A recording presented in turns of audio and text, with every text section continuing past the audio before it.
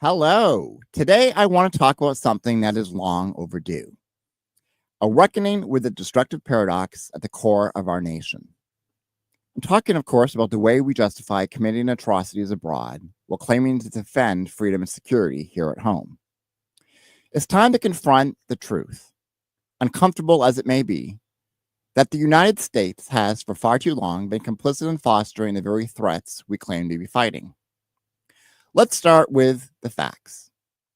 America is the most militarized nation on earth, a distinction that should give us pause, not pride. With over 900 military bases scattered across the globe, our locked and loaded footprint dwarfs that of any other nation in history, including the great empires of the past, be it the British Empire, the Roman Empire, or even the Soviet Union at the height of its power. These bases aren't merely outposts for defense. They are symbols of domination, projecting American influence into the farthest corners of the world, often uninvited and unwelcomed. These bases are more than just a logistical operation. They are a manifestation of the ideology that has defined American foreign policy for decades. The belief that our security, prosperity, and global standing are tied to our ability to exert military dominance. Whether in Germany, Japan, South Korea, or more contentious locations like Iraq, Syria, and Afghanistan, these installations serve as constant reminders of our interventionist mindset. They cost us not only billions of dollars, but also in untold human lives and, of course, goodwill. Consider the staggering financial cost of this militarized overreach. Our defense budget eclipsed the next 10 countries combined, including nations like China and Russia, countries often portrayed as adversaries demanding an outsized American military response.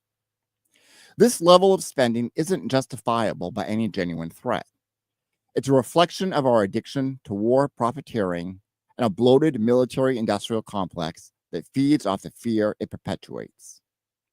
Every dollar spent on building another base, another aircraft carrier, another stealth bomber, is a dollar not spent on healthcare, education, infrastructure, or combating global warming.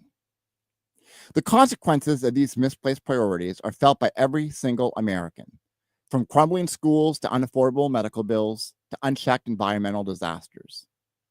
And let's not sugarcoat what these bases represent to the rest of the world. Now, we like to imagine ourselves as the good guys, spreading democracy and freedom. But to many, we are seen in a very different light.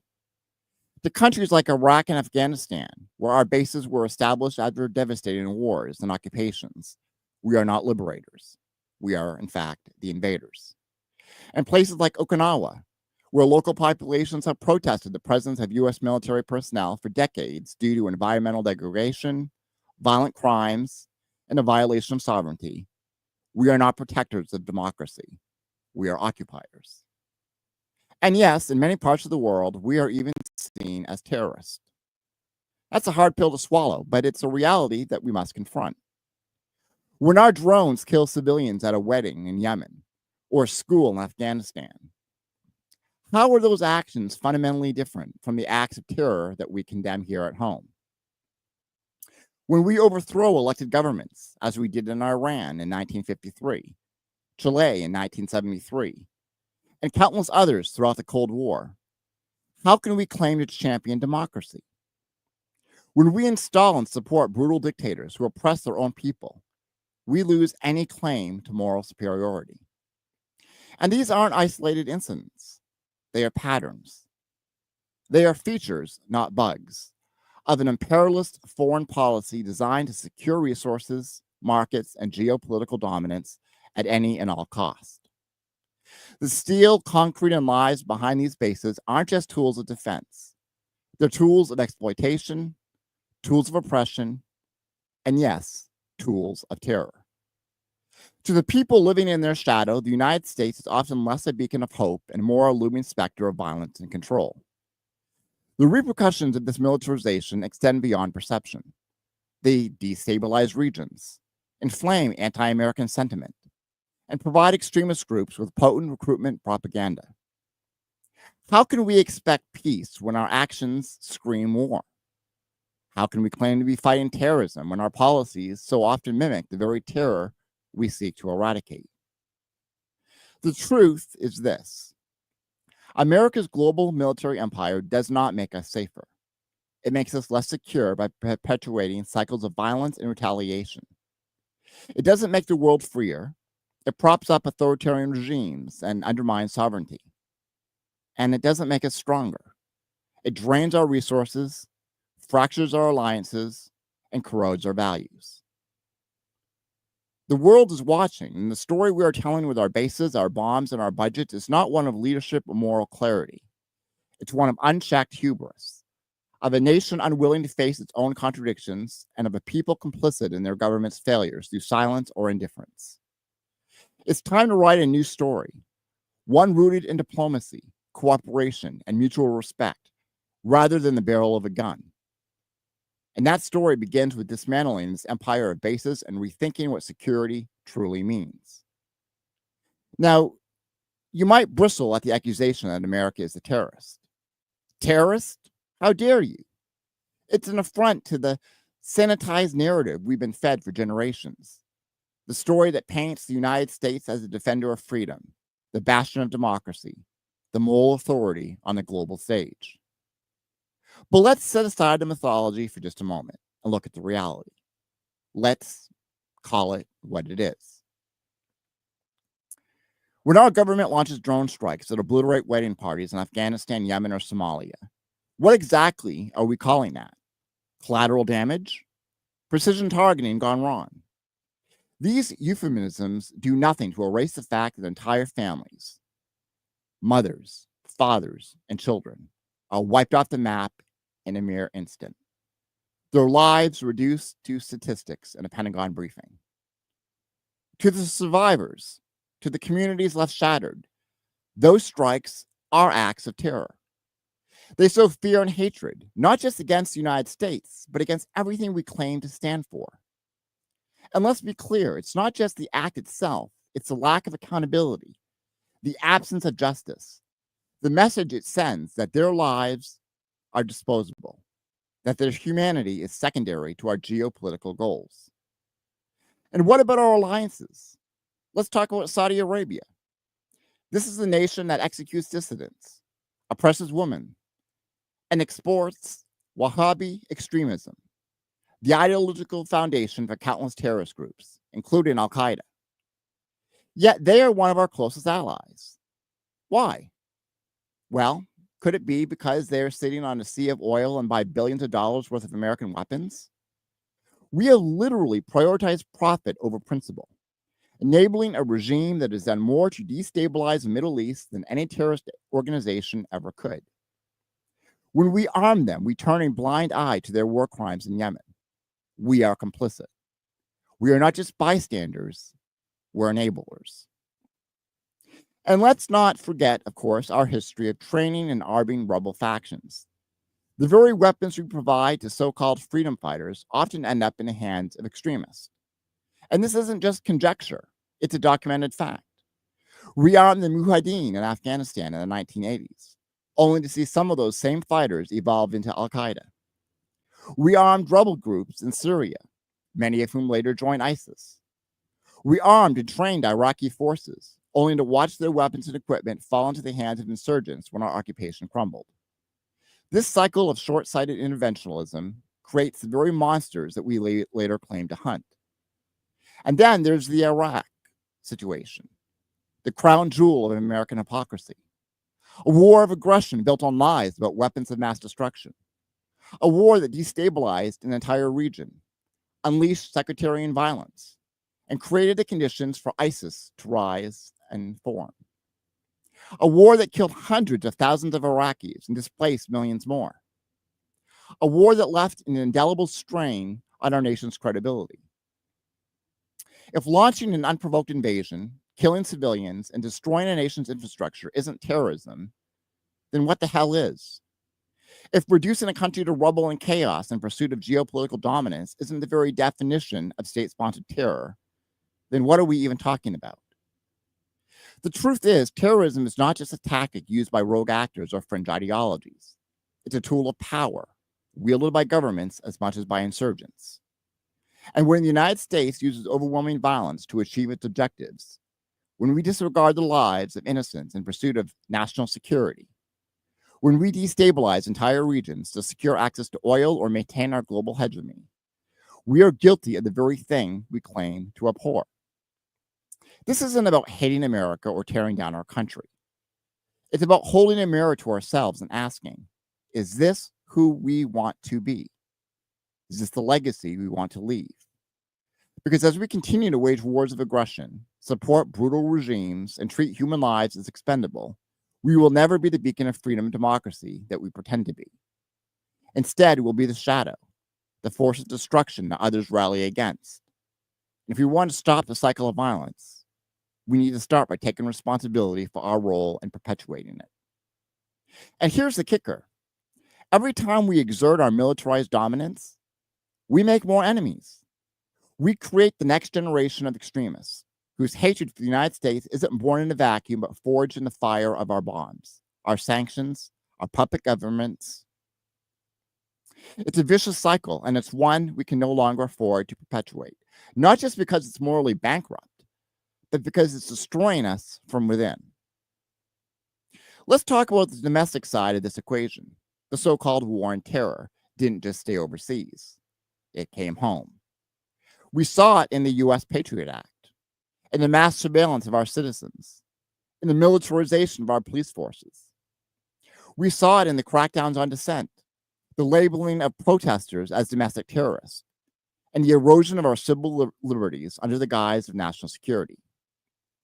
Our government has used the fear of terrorism as a cudgel to keep us in line, to suppress our voices, and to maintain the status quo.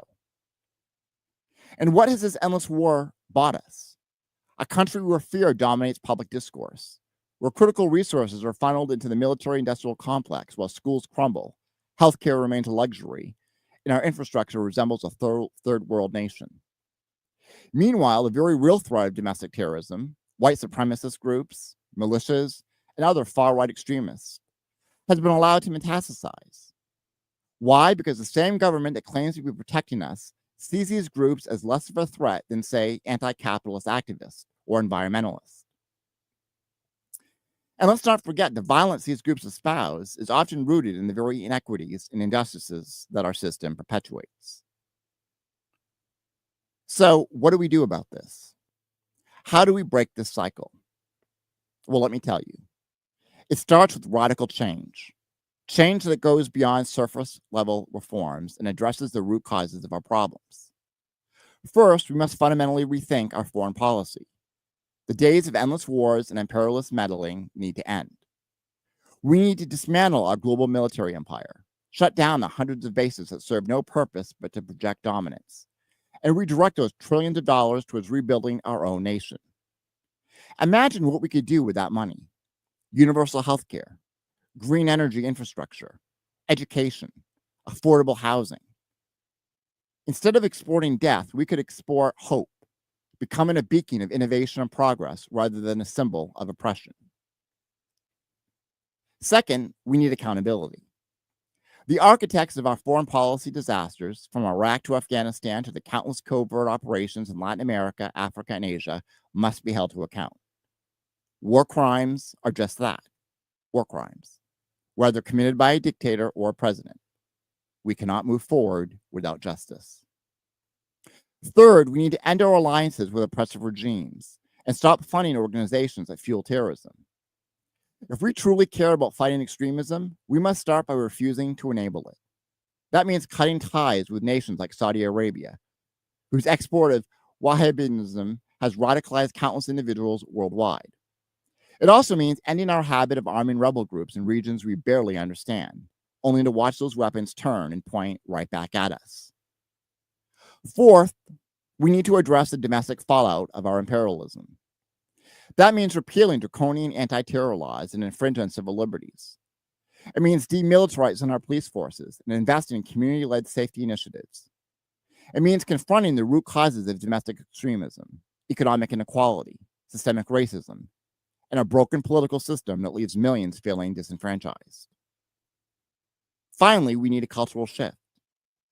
America has been fed a diet of fear and exceptionalism for far too long. We must reject the narrative that we are the world's policeman or its savior. We are a nation among nations, and our actions must reflect that humility. True security doesn't come from dominating others. It comes from cooperation, mutual respect, and the pursuit of shared prosperity. America, we stand at a crossroads. We can continue down the path of destruction, both of others and of ourselves, or we can choose a different way, a way of peace, justice, and accountability, a way that prioritizes human life over corporate profits, that values truth over propaganda, and that understands the only war worth fighting is a war to build a better world. It's a radical idea, I know. But as the saying goes, radical times demand radical solutions. And these, my friends, are radical times. And that's the final word up front. I'm Sean Sainhart, and this is Coup Save America. Today's guest is here to remind us of a time not so long ago when much of our country rallied behind the idea of radical solutions. Kacey Carpenter is the author of My Journey with Bernie and Ready, Set, Go, Playbook for Campaigns, Candidates, and Causes. He is here today to talk about the power of the people and how to organize for change from the ground up. And Kacey will be joining us right after.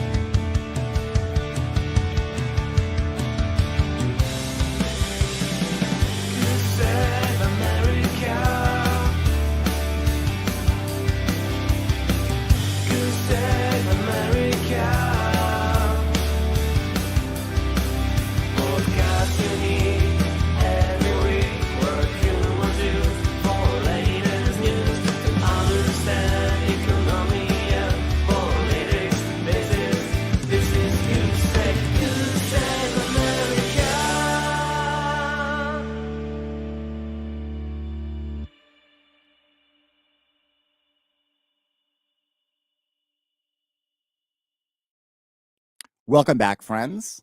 Oregon resident Kacey Carpenter is an author, community volunteer, and speaker. As I mentioned, he has published 2 nonfiction books, Ready, Set, Go, Playbook for Campaigns, Candidates, and Causes, and My Journey with Bernie. He also curates a weekly newsletter, Life is a Journey, and is working on his first mystery fiction book set in Joshua Tree National Park. Kacey leads the National Writers Union Oregon Writers Corner program.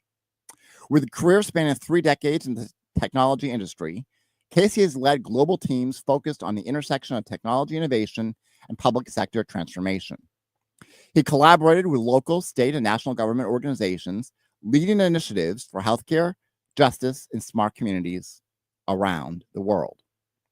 Kacey's passion for life, family, and friends is evident in his love for the outdoors, coaching, teaching, traveling, and of course, volunteering. He serves candidates, campaigns, and causes to ensure democracy, protect our planet, and fight for equity, inclusion, and justice for all. And it is our honor to have Kacey join us right now. Kacey, welcome to the program. Thank you. It's fantastic to be here. Thank you so much for hosting me today. Hey, it's my pleasure. I've enjoyed both of your books, and I have them right here, actually, if I can just hold them up. My Journey with Bernie, and of course, Ready, Set, Go, Playbook for campaigns, candidates, and causes.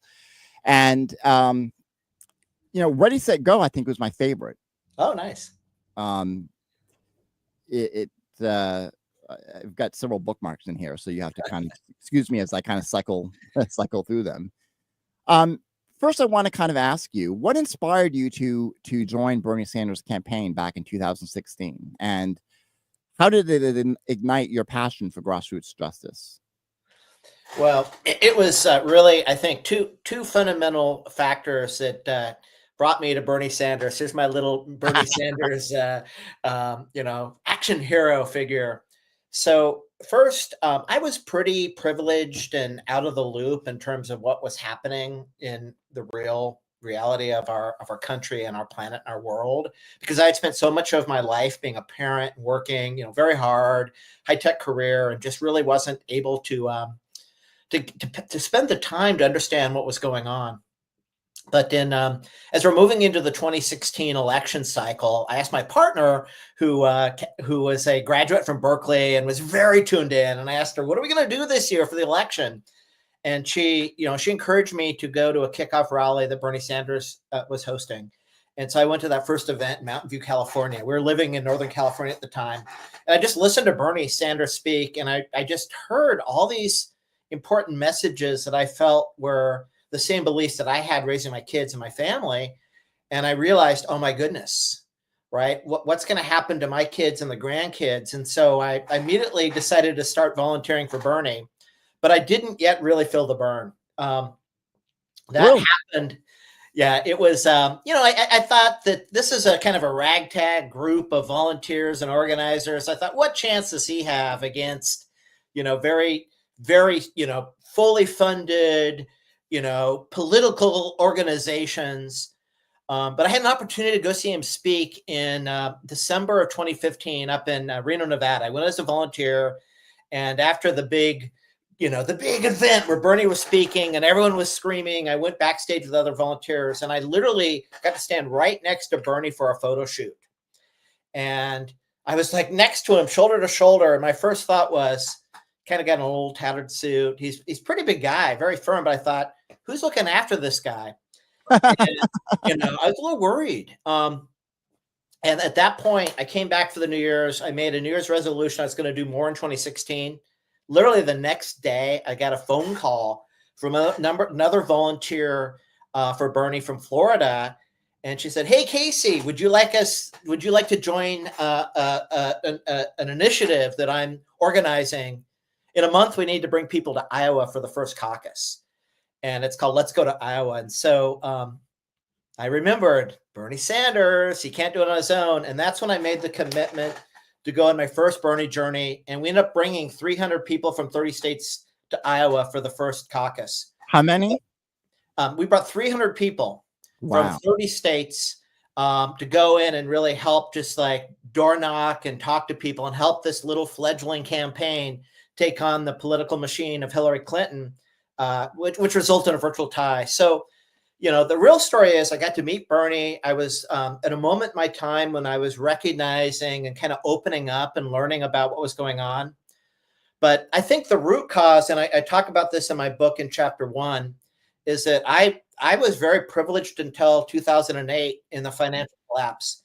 And I had been saving money for our kids' college education fund, and I lost it because of the the legal activities of Lehman Brothers and really, I think, the corruption of the financial sector and just all these things that I realized that none of us are really safe and secure, whether it's a healthcare issue or it's, these endless wars are consuming our resources.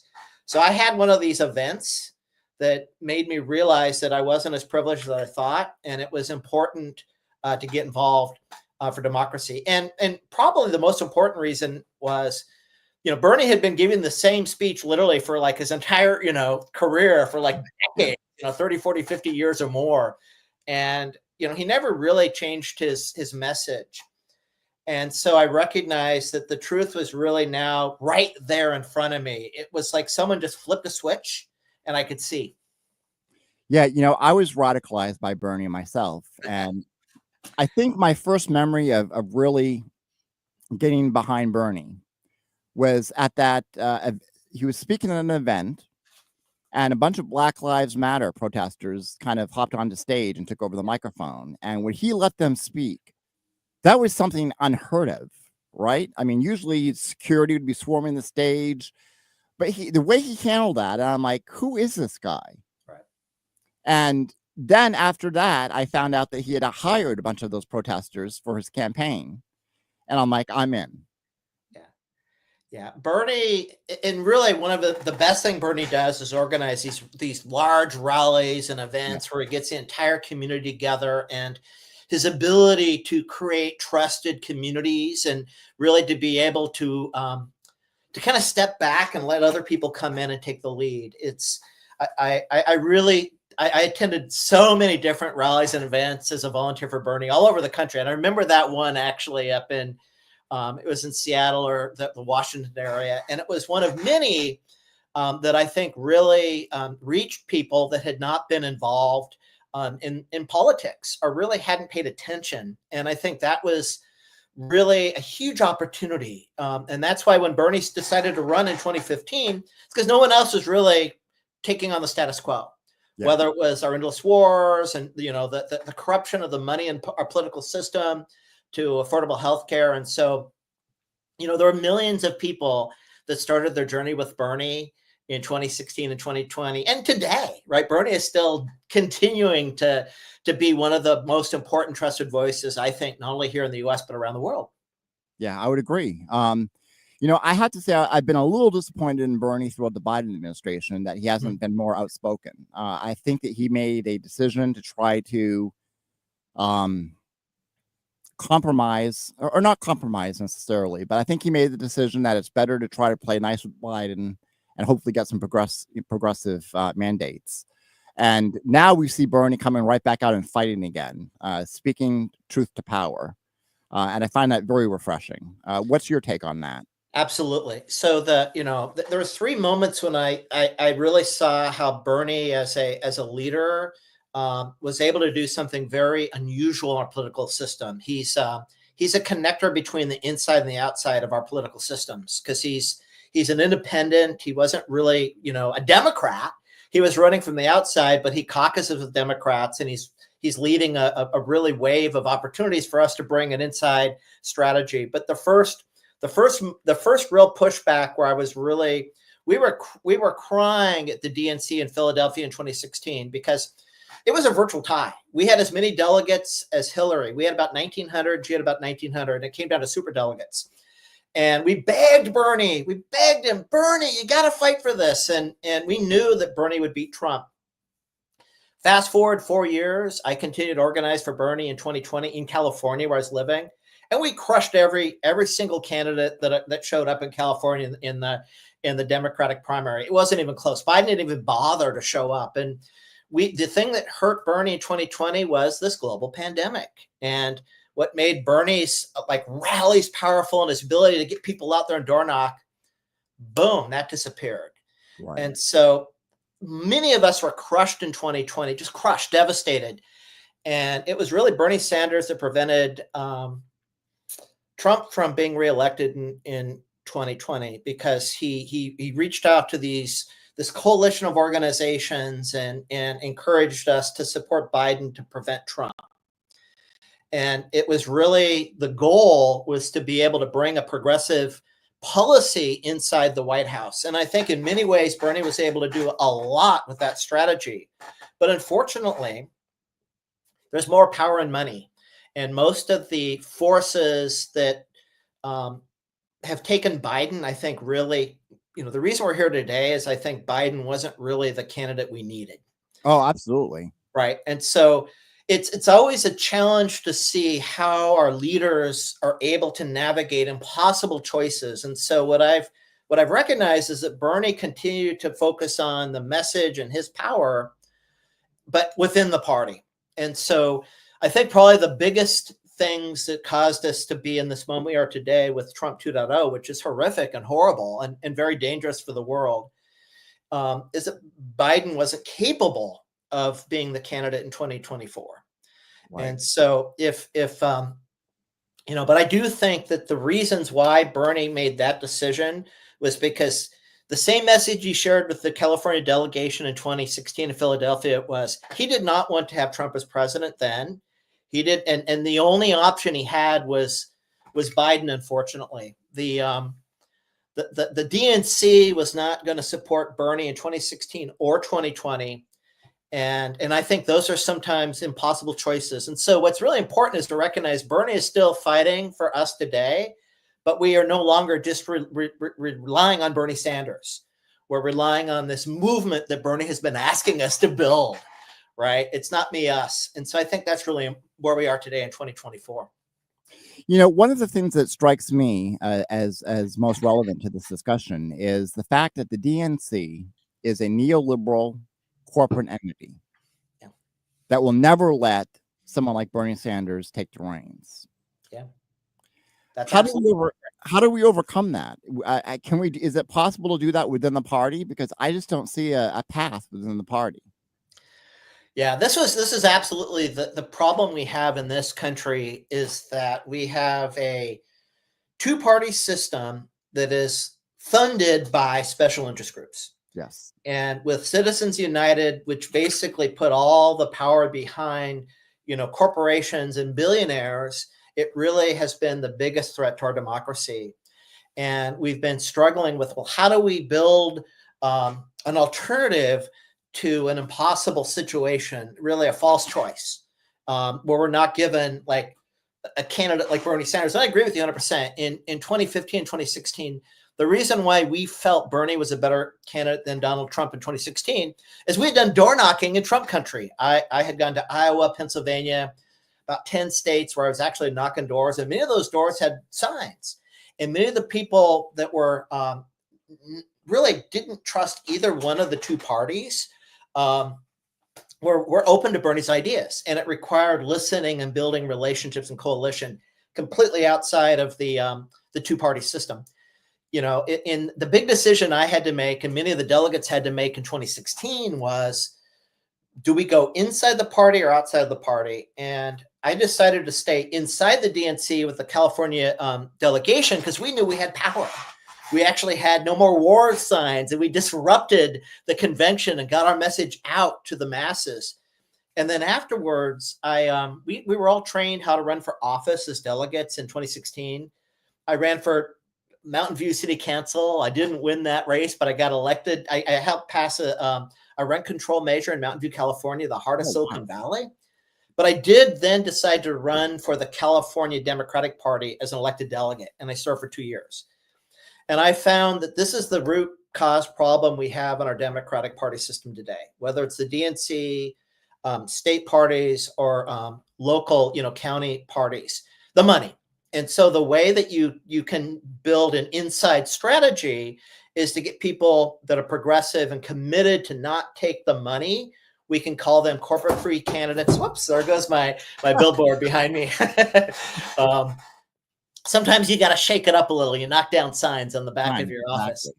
But and so it's really the money that's corrupted our two-party system. And with that said, I have friends that are part of the DNC and part of parties in Oregon and California around the country. And we need to support folks on the inside. But more importantly, we need to build a mass movement on the outside. Because even Bernie Sanders, he said it in every speech, even if he's elected president, even if we change Citizens United, without a massive movement to put the power and the pressure on the billionaires and the money, doesn't matter. The president of the United States doesn't have enough power to take on the special interest groups. And I think that's why right now in this moment, I believe we have to organize people very much independent of the Democratic Party. It's organizing people for the cause, for the issues, and being very clear about what issues require votes for Democrats and which ones are not going to be, we have to bring someone new in to take on the establishment. Yeah, unfortunately, that's easier said than done, which is the problem that we face now. And I agree, we're in very dangerous waters with Donald Trump 2.0. What is your biggest fear with Donald Trump? Yeah, so I think that's a very good question. My biggest fear for Donald Trump is one that I actually had a chance to visualize and think about, back in 2016 in Philadelphia. And that is the reason why when we realized Bernie Sanders was not going to be the candidate and Donald Trump had a chance. Donald Trump as a candidate is extremely dangerous because of the way that he is able to use media and create a narrative that engages people that have lost trust. Yeah. Donald Trump as the second-term president is extremely dangerous, not only because of the things he can do with his power now, but more importantly, because of the I would say the very, very quick changes he can make to turn back all these things that we have believed in as sustainable and part of the fabric of America. Democracy itself is literally at risk. And so it's very, very, very hard to go back and fix things that are broken, especially trust. And so for me, it's more of a trust building loss. And that doesn't diminish all the real things he's committed to do in his campaigns. He's going to do very, very devastating things in his policies for people in this country, whether it's folks that really have worked hard to help us, that have not had the opportunity for citizenship, like the immigration policy that we need so desperately. How many Americans have come here as immigrants over the years, right? And so I'm very concerned about the people that are the most vulnerable in a Trump 2.0.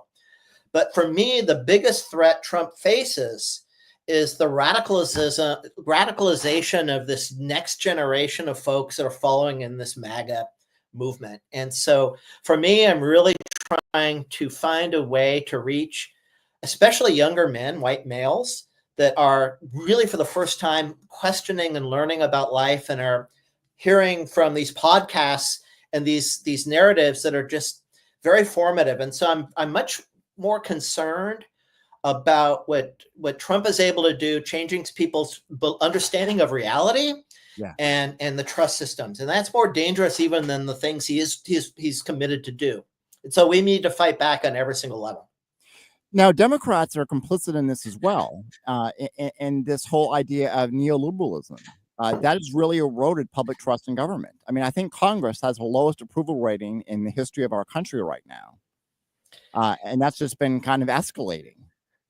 Yeah, absolutely. For me, the thing that I did when I ran for city council, and then when I ran in the Democratic Party, and then when I started supporting candidates for office, from school boards to city councils to Congress to the president of the White House, so I really focused on supporting people that are building power with people and rejecting the money. And so this is where the solution to the problem of the Democratic Party is to literally stop taking the money. And so the way that we can do this as activists and organizers and candidates for office is to create campaigns that are corporate-free campaigns. And it is incredibly hard to do. Yes. And like I said, I did not win my first race for city council.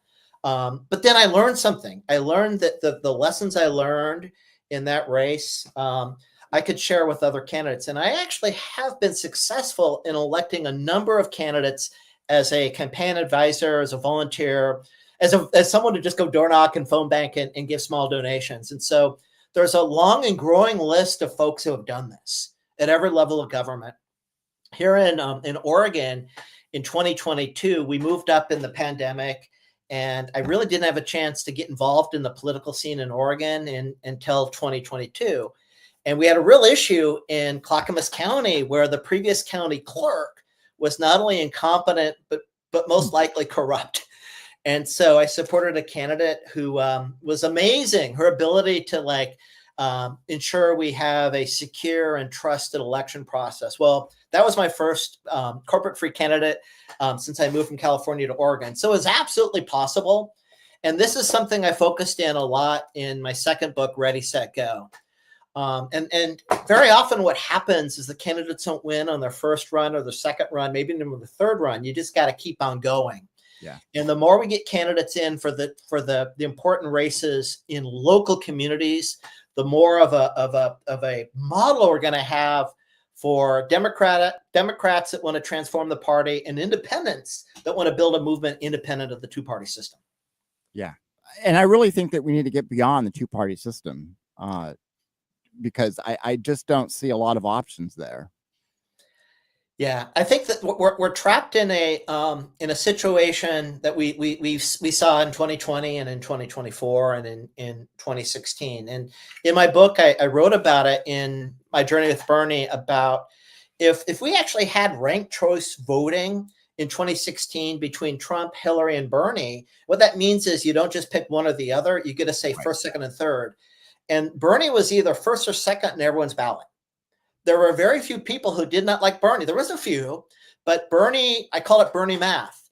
And, someone who really was a populist and thought Trump was going to bring an answer was very likely to have Bernie Sanders once they got to know Bernie. Same thing with Hillary. And so the two-party system is something we're stuck with right now. And so what you need to do is to change the party is we need to do a couple of things. We need to get money out of the Democratic Party, and if they're going to keep taking the money, then you have to run races with progressives against them, or independents that will defeat them and help move that forward. The challenge with creating a third party in this country, and it's something I thought quite a bit in 2016 for Bernie. It has to be a 50-state movement, and so I think the first thing we have to do is we have to make sure we build the movement and use that to leverage the change. And it's not going to happen over a single election cycle. It would have to be something we could sustain over multiple election cycles. And they have it in other parts of the world. Oh, absolutely. Different forms of democracy. Yeah, Val from Nevada is saying that's exactly how we won Nevada by so much. Yeah. And so it's really about, and if you look at it, there's more people who have lost trust in the two-party system and are independents. And so there's two things that are really critical right now. One is, first, so many people I encounter in my day-to-day, journey, just talking to people, they just have given up on voting. They've given up entirely. And so part of that is helping them understand that you must vote. This is a responsibility. And secondarily, then you need to do something more. You need to make change. You need to, if you're frustrated with the system, what can you do to take action?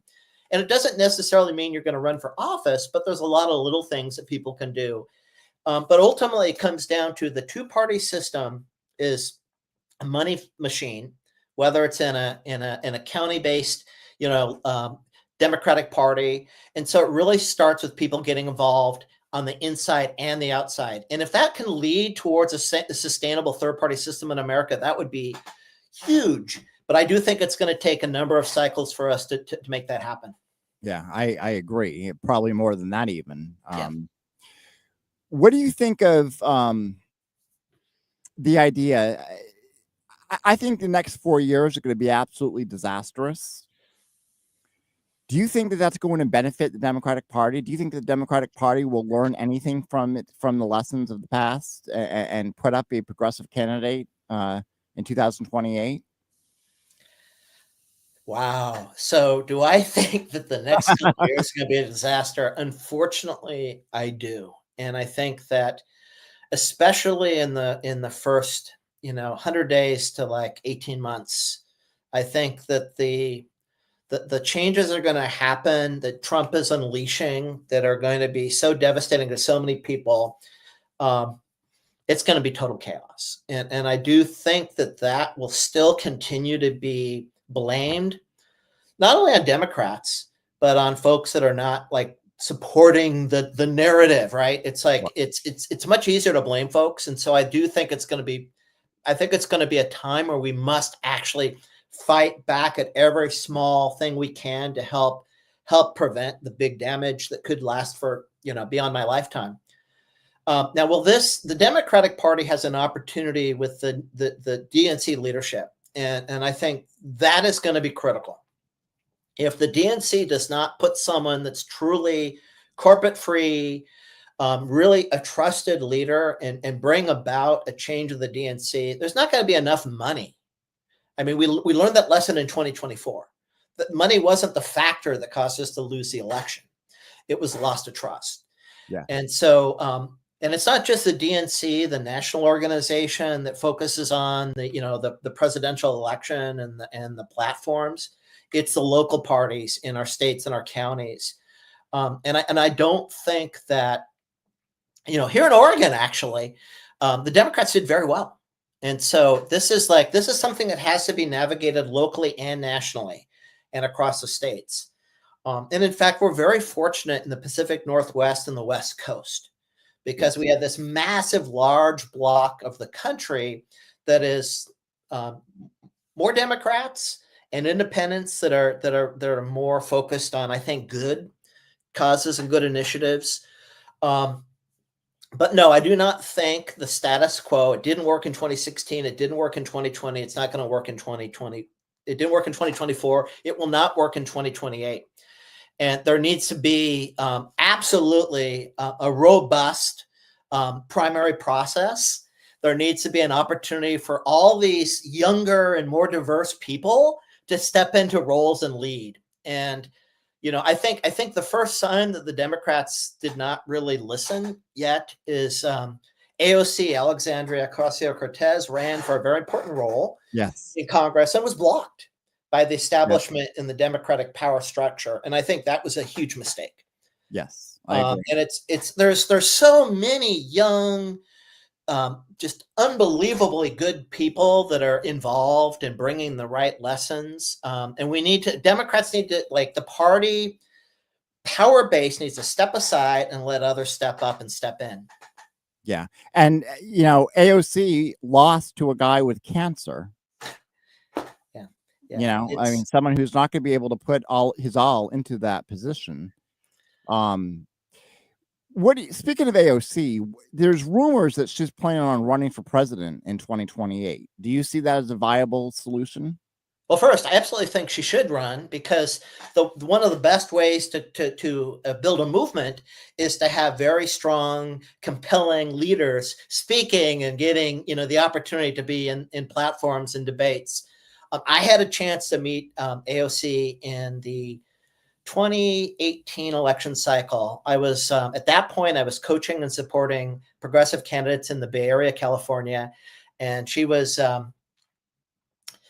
I think she was running for Congress, and two organizations that I was a member of, the Our Revolution that came out of the Bernie Sanders campaign, and DSA, the Democratic Socialists of America, were innovating in great ways for her campaign in New York. And so she came out to help us build momentum in California. And immediately I knew that she was going to be an amazing voice for everyone. She just has the natural skill sets. And I think that the challenge it takes to get someone to the point that they're presidential in terms of a campaign is significant. And whether it's a Bernie Sanders or an AOC, and so you need to build a massive coalition, a massive movement, and to get to that final step that you get to run for president is very hard. But I hope that she runs. I know that many of the progressives that are in the squad, they're under attack. And so I actually think that the courage that they're sharing and showing, trying to fight from the inside, is incredibly hard. So I would support that. But I also believe that a lot of folks are looking for the next hero to save us. And I heard a lot of people, AOC is going to win. It's like, no. If she wins, that's great. But we need to build a movement. And whether it's for AOC or it's not about Bernie, it's us. And so I think we need to build.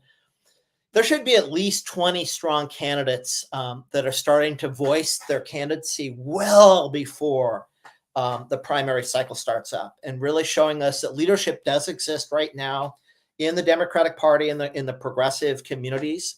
And so she's one of many that I hope will continue to grow and evolve and lead us.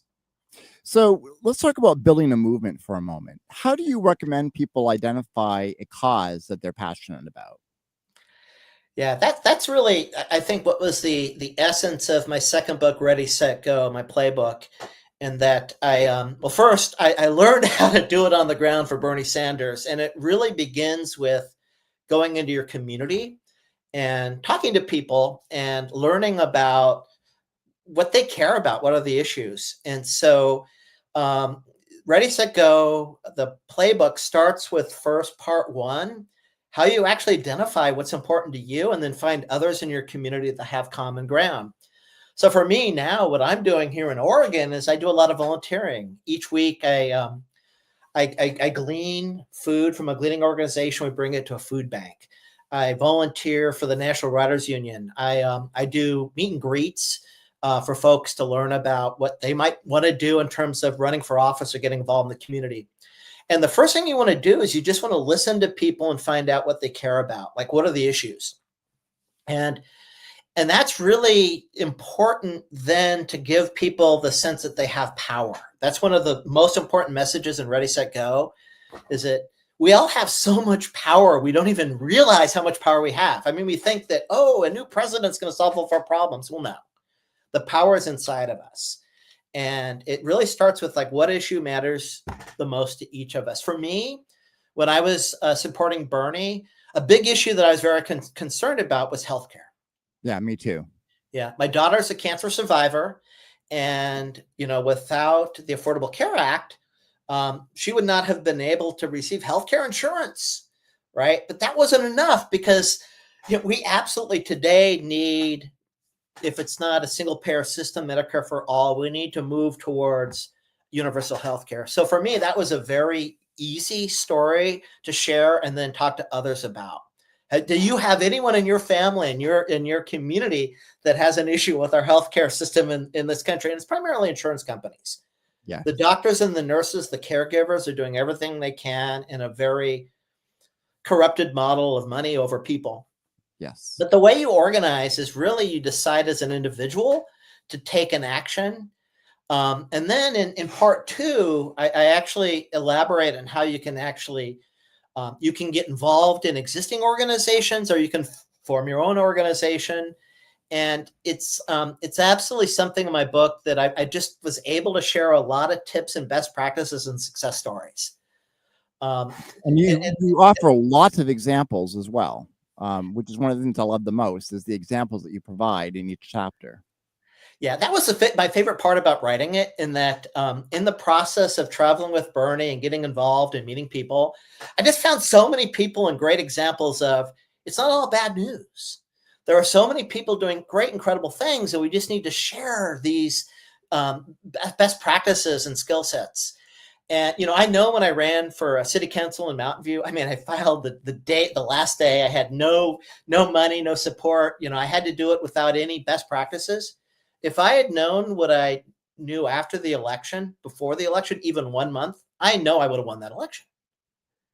And so there's so many best practices we share with others, so that way we're not repeating the learning curve and taking missteps and not getting the support we need. So really, to bring about change, it's about being open to doing something that might be out of your comfort zone, but really finding your purpose. And that's what, in many cases, what fuels people more than a job or a salary or a paycheck is something that's really core to who they are and what their purpose is. And when you can align someone's purpose with a cause or an opportunity to bring a change in your community, it's amazing how many people will share that common purpose, and you can bring people together to create people power. Can you share a pivotal moment during your campaign experience that really shaped your activism? Yeah, so I think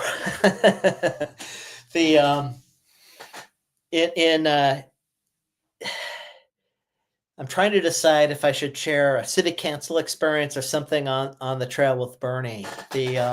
I'll share two stories. So, yeah, in my journey with Bernie, I had made multiple trips out to Pennsylvania, and my first couple of outings were basically door knocking in Philadelphia and kind of the suburbs around Philadelphia. And pretty much I was finding that there was a lot of Democrats and progressives in that area. And I just didn't feel that I was really making a difference. So I decided to go out to Western Pennsylvania, much more rural. And this is really where all the Trump signs were. And I remember one day, it was a beautiful, just gorgeous day in Western Pennsylvania. I think there was an eagle flying over the river, and there was this just beautiful farm vistas. And I was just feeling great walking from door to door. And I just came across this long, long road that just seemed to have Trump signs all the way to the end. And so a man was walking down to the mailbox, and I went to his mailbox. He wouldn't even look at me. And I would always door knock with my Bernie hat, buttons, T-shirts. You could pretty much tell who I was. I was someone, maybe I looked a little crazy because I was wearing all this Bernie stuff, but he wouldn't even look me in the eye. And so what I just started to do is just share my story. I told the story about what led me into Bernie's campaign, the financial event, why healthcare was so important. And after about 15 minutes, he slowly looked up, he looked me in the eye, and we made eye contact. And right then, I discovered one of my best practices. If you can make eye contact and get someone to share their issue and listen, you can build trust. And so he looked at me, he took some of the Bernie collateral, and he said, look, if Bernard Sanders is anything like you shared with me today, I guarantee you that every single sign will be replaced with a Bernie sign. Wow. And it really, what I needed to do is I needed to, one, have the patience to like just continue to try to break through. And then I had to listen to him in terms of his issues. And that's really one of the things that I learned. I have one of the skill sets I use when I'm talking to people, door knocking. It's, if you're familiar with the detective series from the 70s, Columbo, he was the mystery investigator. He'd always be like with the one that we knew was the bad guy person, right? And he would make them feel like, oh, he's just kind of a stumbling, bumbling, buffoon. And then he'd walk away to go and they'd say, wait, one more question. And I do that whenever I'm door knocking and I can tell that they do not want to have a conversation with me.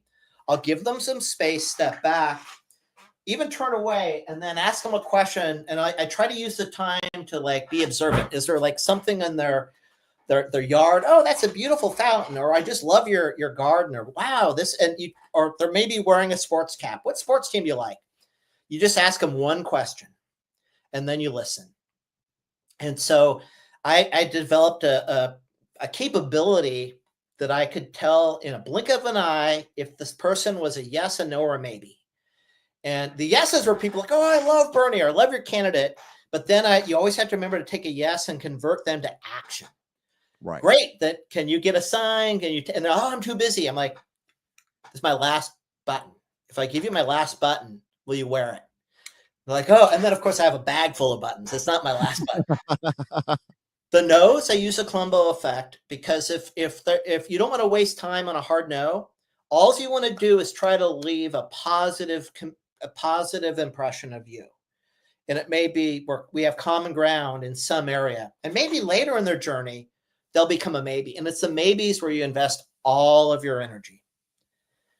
And so I think in my city council race, because I entered the race so long, and most of the volunteers for Bernie were so burnt out, I didn't have a strong volunteer community, but there was this issue for affordable housing in Mountain View. And in Silicon Valley, the cost of living just made it impossible for people to even have a place to live. Yeah. And so I was running on an issue for affordable housing. A lot of people are living in trailers, and these included engineers who worked at Google and Facebook, right? Because they couldn't afford to get into the housing market. And so what I was able to do is create very strong community partnerships. I think that's really critical. The people in Mountain View that were not really participating in democracy had the greatest need. And so I focused on them. And as I said, if I had had 30 more days, I'm convinced I would have been able to reach enough of them to make a difference in that election. I just didn't know what I didn't know before that race, but I learned it along the way. And you were going to tell another story. Yeah. So I think a really good example of campaign successes I've had was after Bernie Sanders ran in 2016, we formed an organization in the Bay Area called Our Revolution East Bay. And so I shifted my focus from being the candidate to supporting other candidates. And so we had about a dozen candidates that we'd bring into Berkeley and get endorsements. And then we would support them in terms of helping them get elected. And probably the good example was that it's really about how can you find the community places where these people will be. Right. And so going and wearing your shirt with buttons at the grocery store, or frankly at sports events. I think even the largest Bernie Sanders rally doesn't compare to a football game, a basketball game, a sports event in our communities, and they're happening all the time.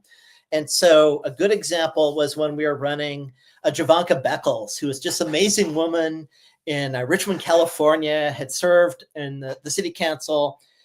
We created some initiatives where we jump onto the Bay Area Rapid Transit, the BART. And so we called it, BART with Javanka. And so everyone had signs and hats, and people are jumping on and off the trains from Oakland to Richmond. And we just created this whole wave of people during the commute cycle. And I continued doing that going into 2020. When Bernie ran for 2020, I was actually working in Oakland, California at the Sierra Club.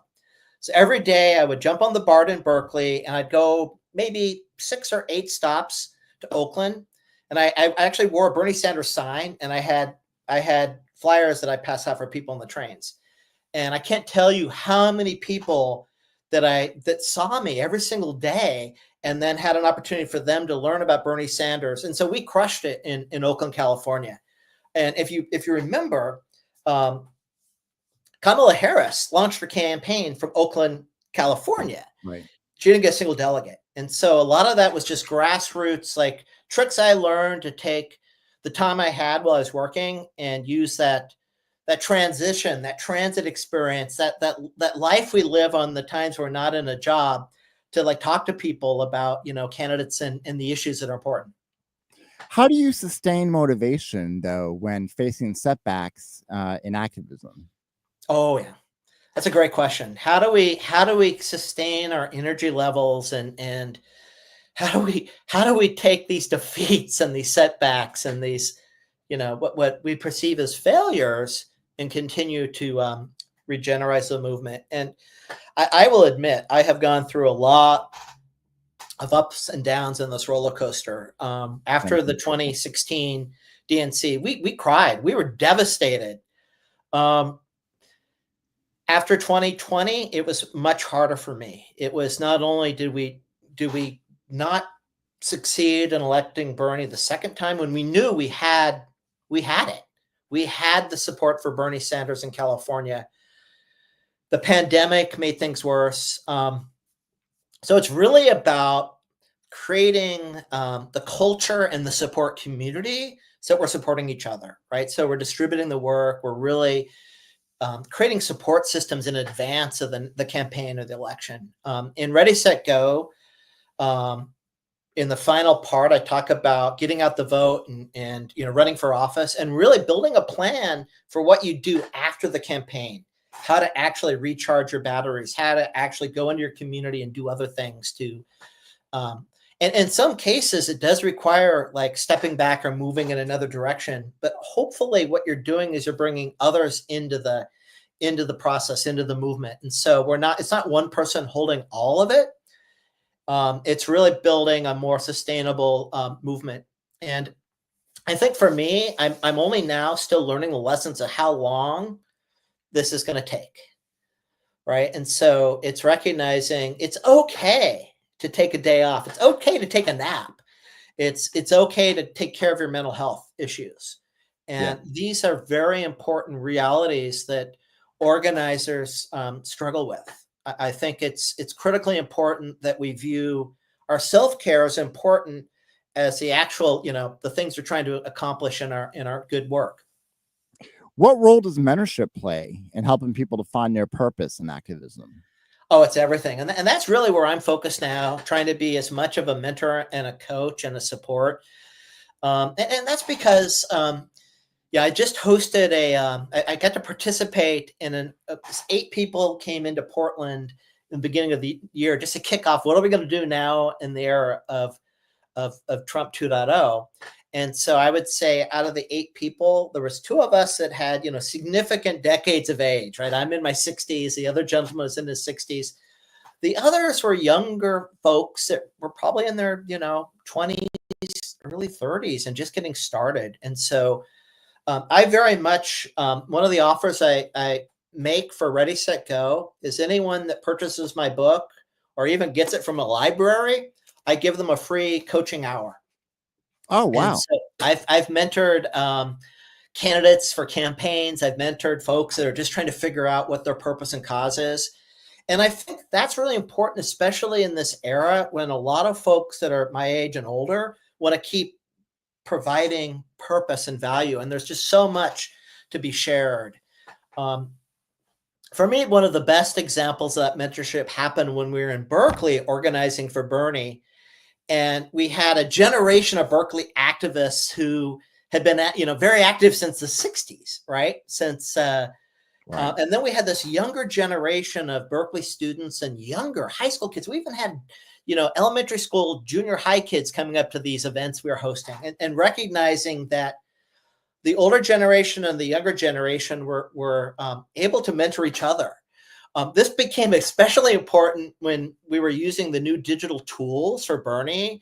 And the young kids, like a 12-year-old, is like, I got a phone, I can do texting, right? And someone who'd been active since the 60s didn't know how to use the computer or the phone.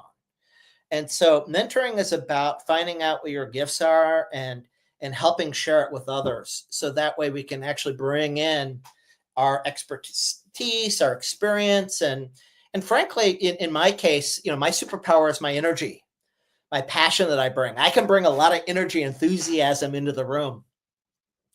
And then others can teach me things that I have no idea, right? I didn't know how, to do this thing. And so I think mentorship is very important, and being open to learning something new, maybe a new idea that you didn't even believe in, right? Being open to the possibility. Yeah, no, I agree 100%. I think those are excellent advice that you're offering. What strategies do you use to balance activism with, say, personal responsibilities? Oh yeah. So great question. So very often, the issues that we're supporting as an organizer, as an activist, as a change maker, and then the responsibilities we have in our lives as a parent, as an employer, as a working for an organization, those are very, important to balance that. How can you maintain your values and your commitment as we're going through these different parts of our lives? And so I think it's really important, first of all, to understand, right, how you can bring your message and your work to the public in a way that's going to be positive. I think that there's a lot more that will be gained. People will be more receptive to that. But nevertheless, like for an example, as a parent, I know that it's something that you got to be recognizing. My kids, when I was first running for city council, they were transitioning from high school to college. And so it was a different thing for their dad to be doing, to be out there, talking about these issues in the public where their friends are. And so, recognizing as you transition from an organizer to an activist to a candidate, your voice is public. And so it really is important to understand, who are the people in your life and how will they be impacted? Make sure you have those conversations before you run for office or before you start to make statements that may have some resonance in their lives, and especially in the workspace environment. And I experienced this in both of my employers.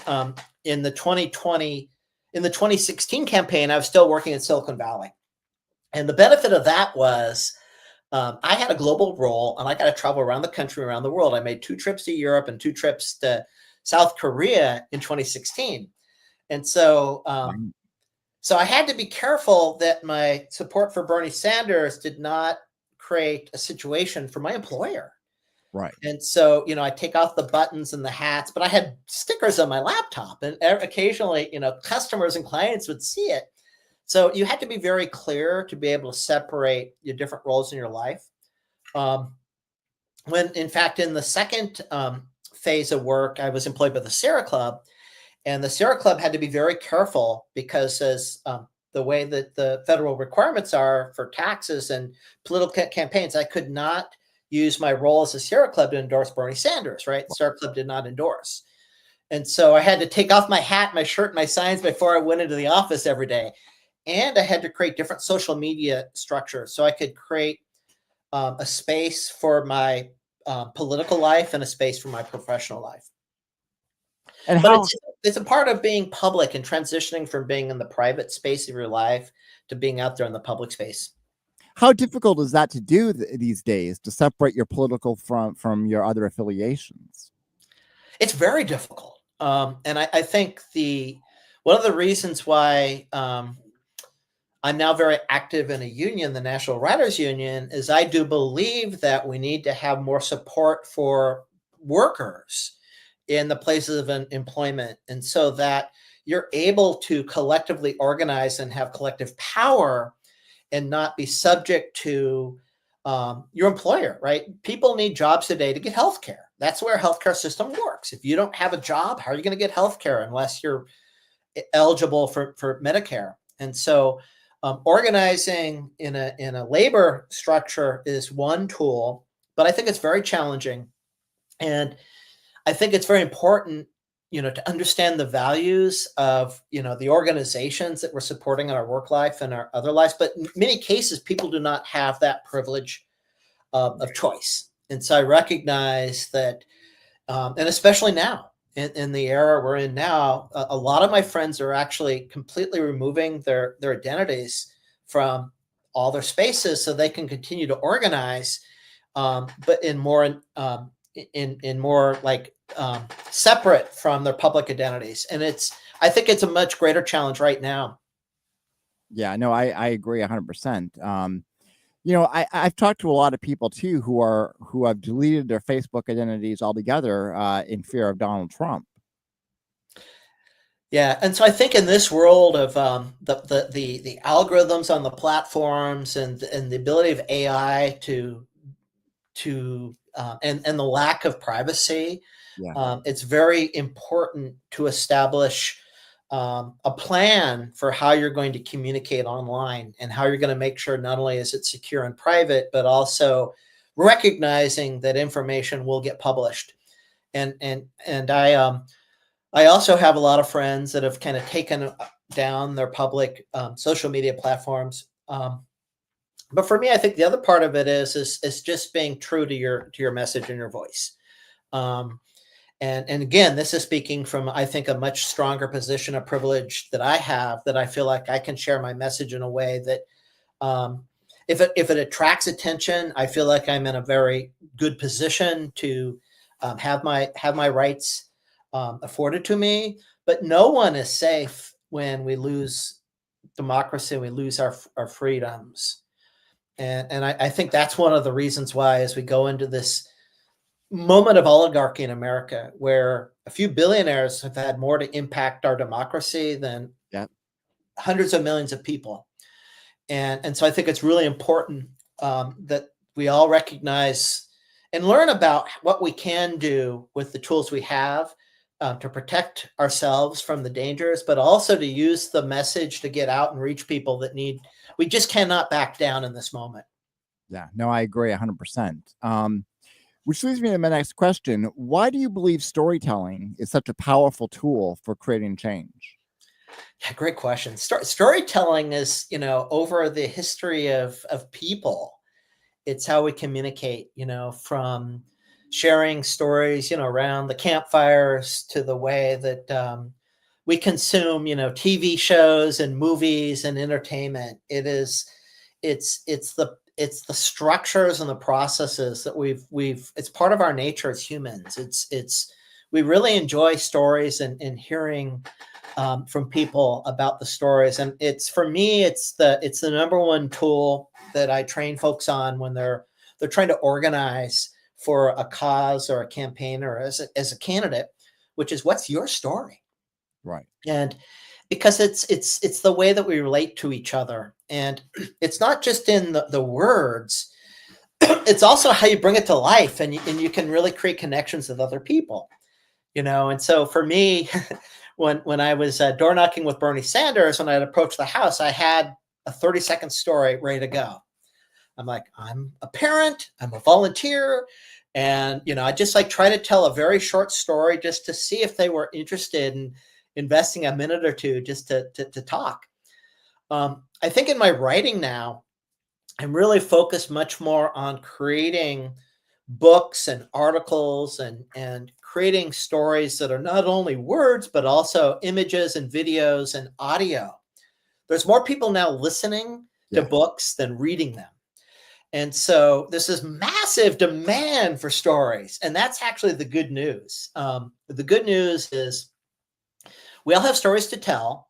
And when you are able to create a story that's emotional, that has a purpose, people are going to pay attention. They're going to get more engaged. They're going to be more interested. And they're the way that we form relationships with each other. Whether it's a it's a story that we're telling here on this radio program online, or it's a newsletter that I publish. It's a story that we share every day with every neighbor. In fact, I'm looking outside my window. I have a little library in front of my house, and I see two of my neighbors are peeking in to see what books, what stories are there in the little library. And so, Oh, that's cool. yeah, it's just how it's how as humans we share and connect with each other, and it's just in who we are now. Well, can you share an example of a story from My Journey with Bernie that had a profound impact on readers?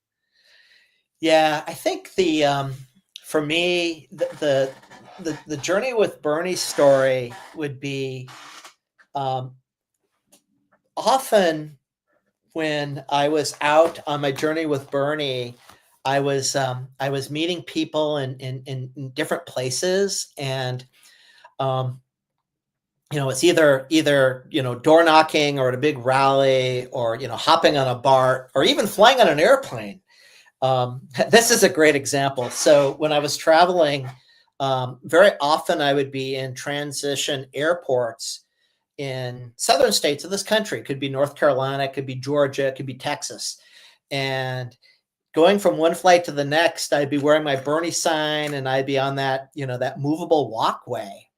And someone would always be someone that was a Trumper, or someone that did not believe in Bernie Sanders. They did not understand Bernie. Oh, he's a communist.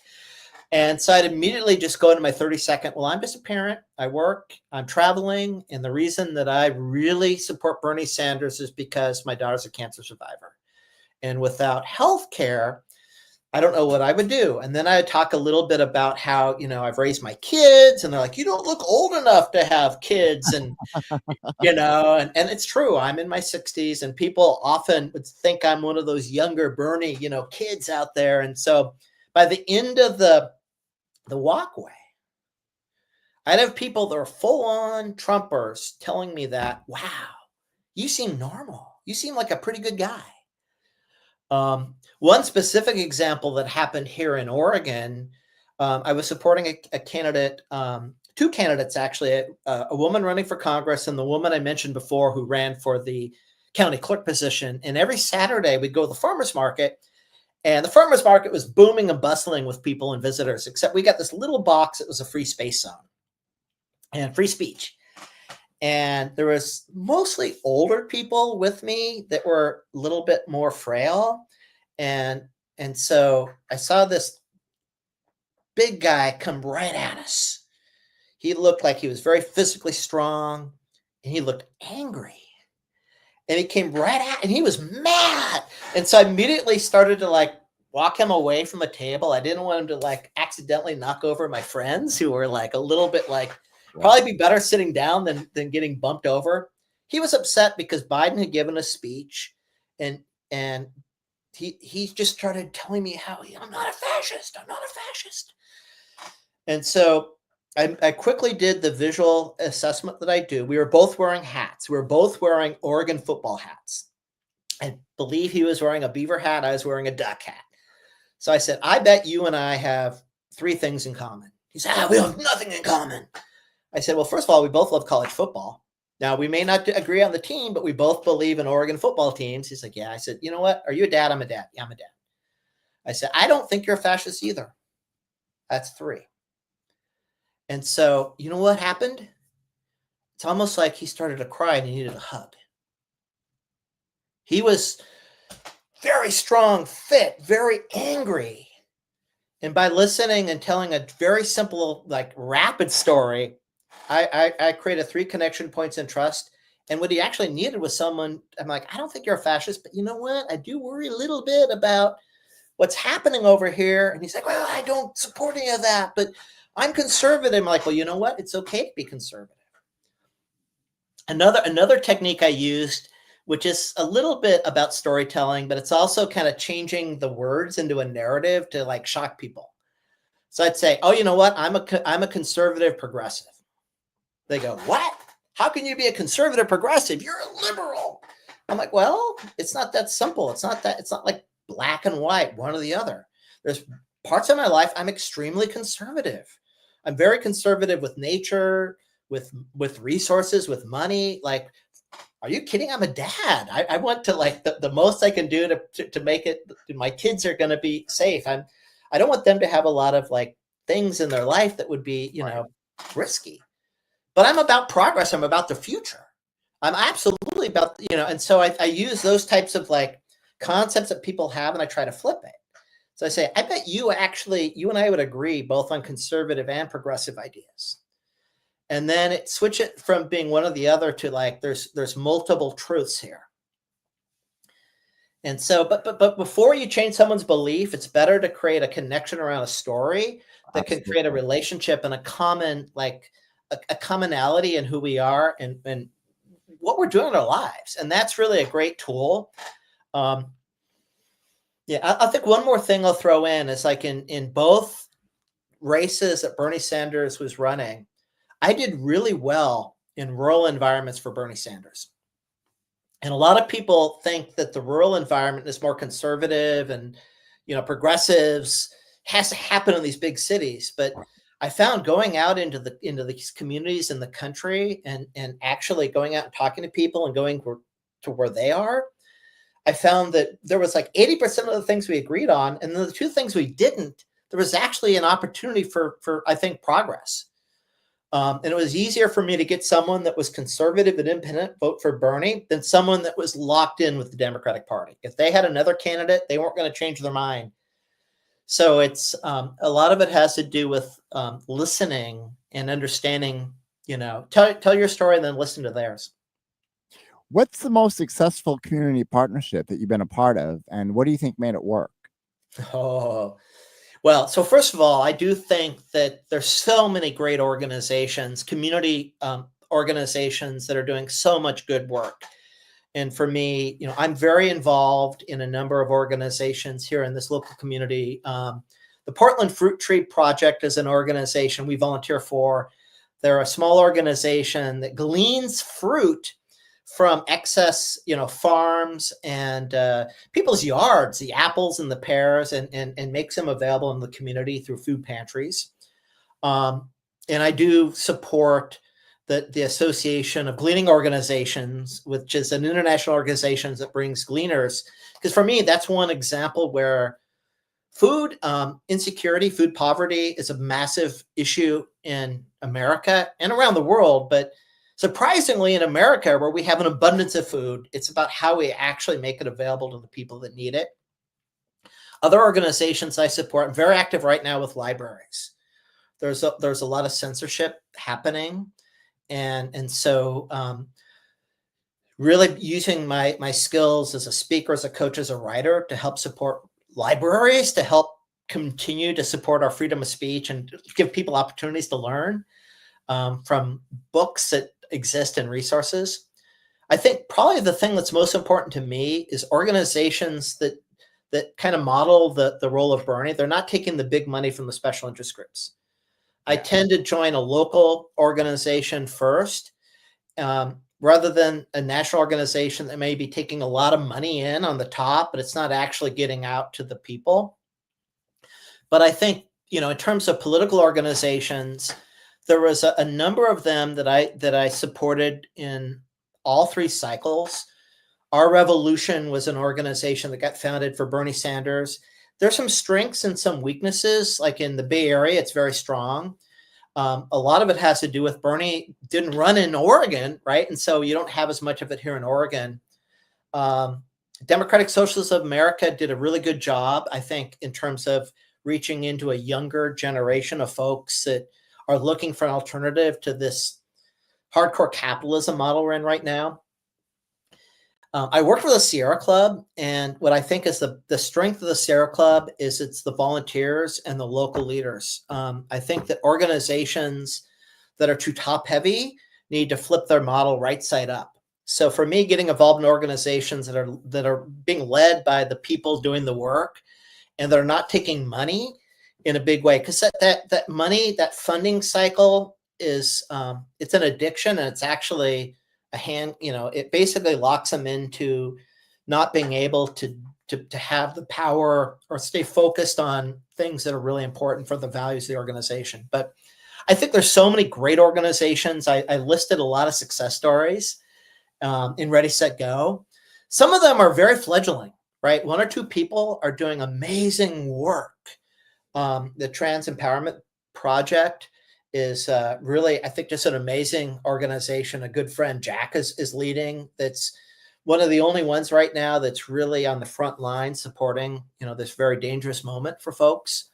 And these are the organizations that I really try to give gifts of, my superpowers, my energy, my enthusiasm, $27 donations in the Bernie Sanders model, and then sharing it with other folks so that they get more people power coming into the organization through awareness and then ultimately engagement and activism. But there's so many good organizations. The organizations that came out of I'm forgetting the event, but the school shooting in Florida that happened. It's probably been like 10 years ago, where the students created this massive rally in Washington, D.C. And David Hogue is one of the activists who was in high school. He's now graduated from college, actually now running for the Democratic National Committee vice chair, right? So a great organization where they were really trying to build a movement of the younger generation to take on this impossible problem we have in the U.S. with guns. Yeah. Sunrise Movement is another, I think, a fantastic organization example. The Sunrise Movement was founded recently. I think it was in 2017, within the last 5 or 10 years. And it's really a youth-led movement that recognizes that we've already passed the tipping point for climate disaster. We've already passed it.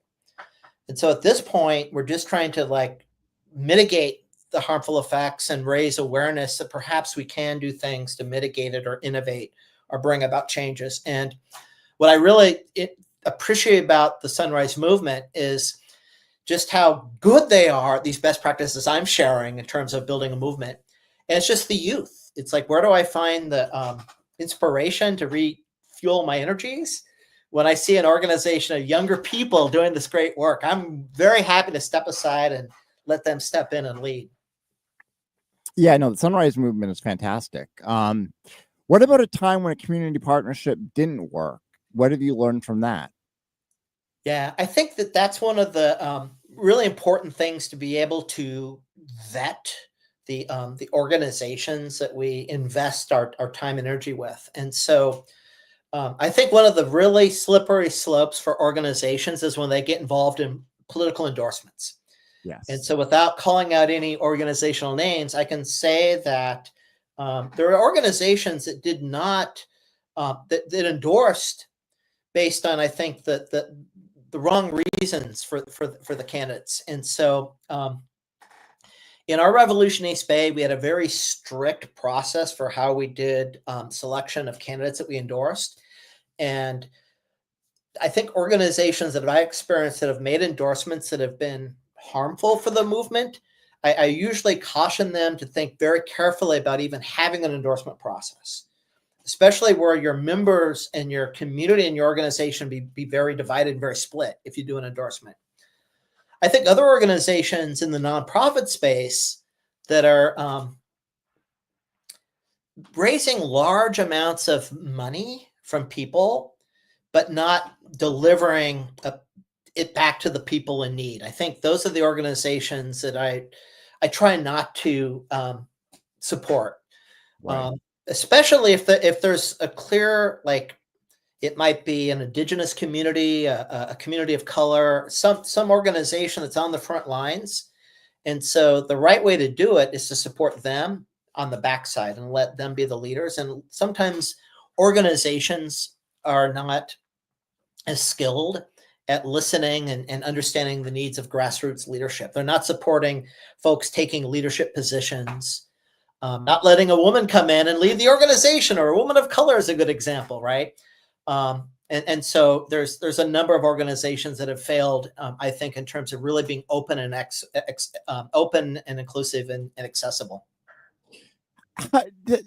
You bring up some good points there, which how can activists overcome these barriers to collaboration between different groups? Yeah, I think it starts with, and I talk a lot about this in Ready, Set, Go. In there's 3 parts: get ready, part 1; get set, part 2; and go, part 3.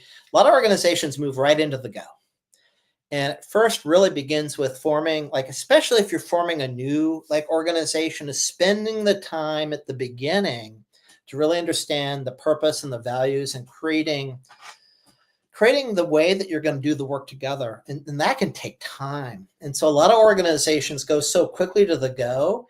They're so focused on the outcome they're trying to accomplish that they've just run right over the process. And this is also very important when you're looking at partnerships, because a partnership is much more strategic.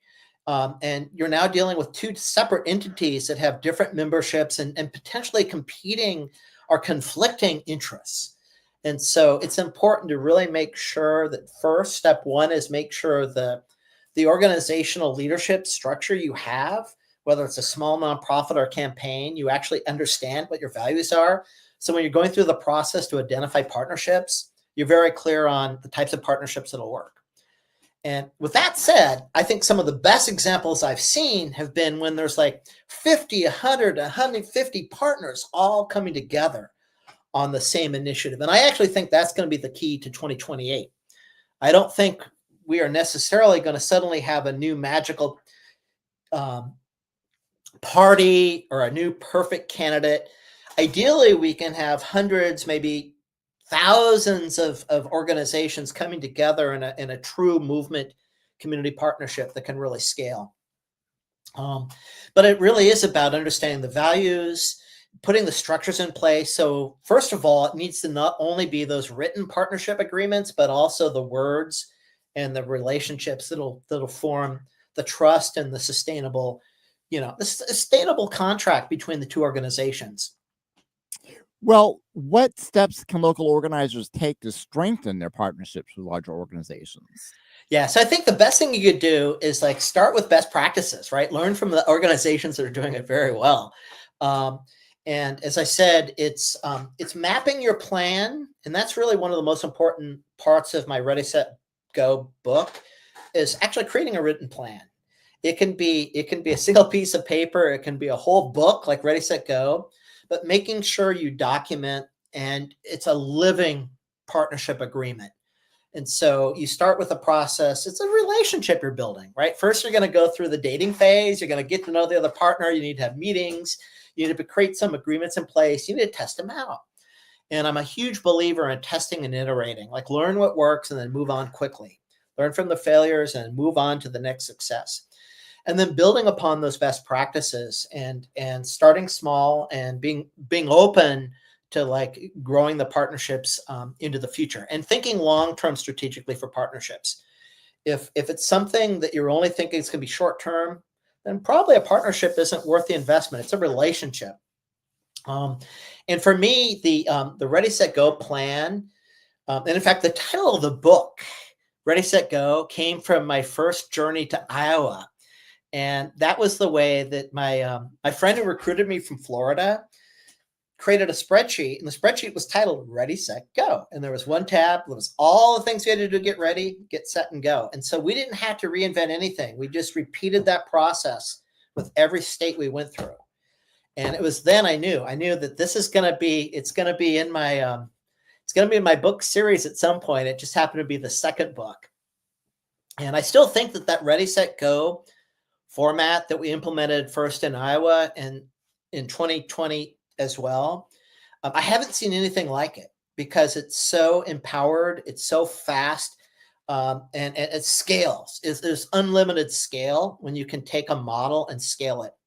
And that goes back to the partnerships. I would also suggest for local organizations, start with a local partnership. Don't try to create something nationally at the beginning. Start with a couple of local chapters. And if it works, you might be able to create something to scale, but it may not scale nationally. It may require some variations as you move it across different regions. Right. And what strategies do you use to ensure the partnerships are equitable and inclusive? Yeah, so I think that for me, I really have a very strong commitment to the people in an organization respecting each other and making sure that we create not only a culture and norms for accessibility, for inclusion of all the people, independent of age or race or experience. Just trying to make a space that's going to work for all of us, but most importantly, making sure that supports the folks that have the least power. So that way, we're actually creating a space that's going to be a safe, protected space. So first, it's determining your what are your norms. How do you want to work together, and then writing them down and practicing them. We did a lot of this work at the Sierra Club. I'm really proud of that work, probably as much as anything I learned in my journey at the Sierra Club, where I was the director for our chapter digital for 4 years. And so we would create norms, and for every meeting we had, we would start with introductions and a community agreement. And so these community agreements are based on best practices, but they're open to the community to create a space that's going to work. And so, unfortunately, we're in a moment in time where there's a lot of pushback on what I just think is like good common sense for how we work together as people.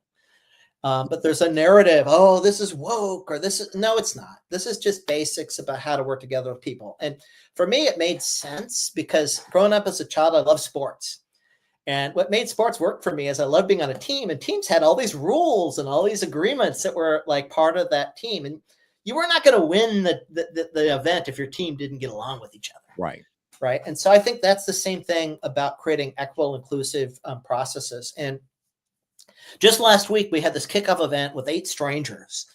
And one of the strangers shared that they actually believed a lot of the messages that Trump had said and was pretty undecided. And so I would say out of the 8 people, 7 out of the 8 were very clear that we did not support Trump, but we made it part of the expectation for that first meeting and future meetings that we gave that person time to speak and share and feel comfortable sharing their beliefs and their ideas. That's huge. That's actually what's going to be necessary to bring back the MAGA movement and create a people's movement, is being open to the beliefs that other people have, and then helping others understand why it's important. I definitely use my male white privilege with other males to help them understand why it's important that we stand up for others that don't have the same privilege that we have. Yeah. And so, it's someone who's got a handicap or a disability or a different back. It doesn't matter, right? It's recognizing that if we're not able to recognize people are different, but we're all very the same as well. And I think that's critical in these organizations that are trying to bring about change, is making sure that everyone feels they're part of a family. There's this divide in America on both sides. And you mentioned this earlier in one of your examples at the airport where a guy approached you that was clearly Trump. But there's this idea that people have now where we hate our neighbor. And so if someone is a Republican or a Trump supporter, don't even bother talking to them. Just leave them out. How do we get over that divide? Because that's not a way that we're going to make change. We need to be in collaboration with these people. And I think that there's a case to be made that both groups want pretty much the same thing. It's just a matter of how do you get there. That is the difference. What do you say to that? Yeah, I think this is the biggest challenge we're facing right now. It's the division that we're feeling, and the perception is more important than the reality. And so the reality is, as you said, there's probably like 80% of the 90% of things that are important in our lives. We all are pretty close together, and most of us are pretty close to the things that really matter. There's going to be differences, but in most cases, there's commonality to be found.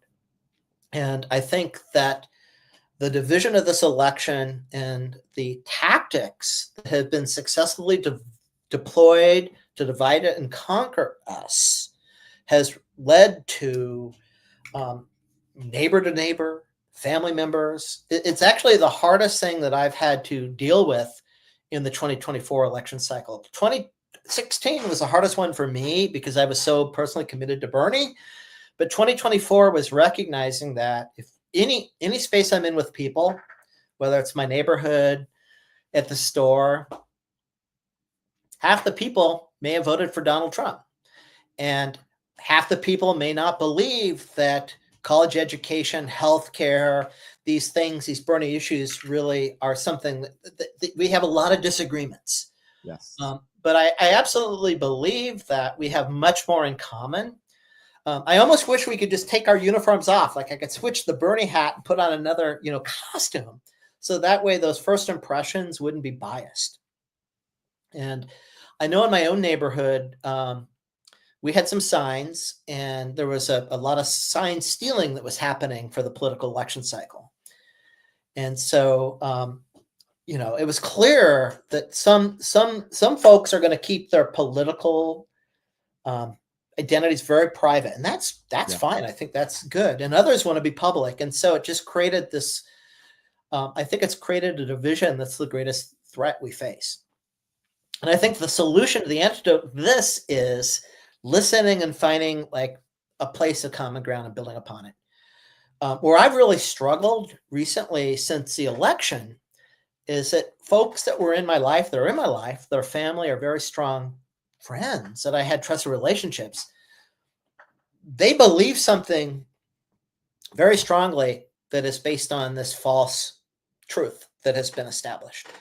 And so I think being able to reestablish, there may be multiple truths, right? So helping people recognize that, it's not black and white.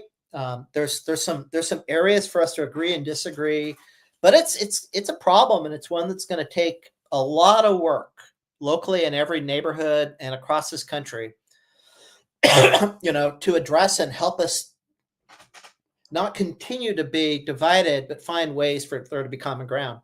Yeah. And I think the next candidate that we'll need to support is someone that's really a unifier that can reach all the people.